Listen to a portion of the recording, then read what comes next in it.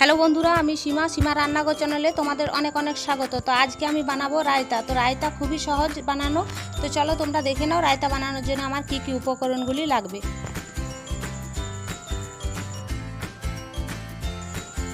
তো আমি প্রথমে নিয়েছি চিনি, বিট নুন, লঙ্কার গুঁড়া, ভাজা মশলা। ভাজা মশলার মধ্যে দিয়েছি আমি গোটা জিরে, শুকনো লঙ্কা, শুকনো খোলায় ভেজে আমি গুঁড়ো করে নিয়েছি।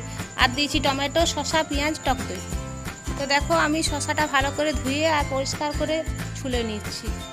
তো এরপর আমি গ্রেটারের সাহায্যে গ্রেট করে নেব। তোমরা চাইলে কিন্তু ছুরিতে বা বটিনেও কেটে নিতে পারো, তোমাদের যা যেরকম সুবিধা হবে সেরকমভাবে কাটতে পারো।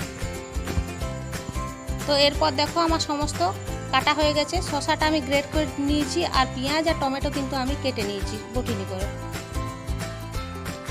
তারপর দেখো এখন আমি দিয়ে দিচ্ছি টক দই। তো এর মধ্যে দেব এবার শসা, মানে গ্রেট করে রাখা শসা, কুচি করে রাখা পেঁয়াজ আর টমেটো কুচি।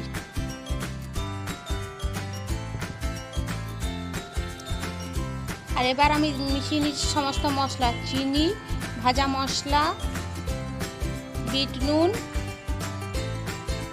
আর নিয়ে নিচ্ছি লঙ্কার গুঁড়া।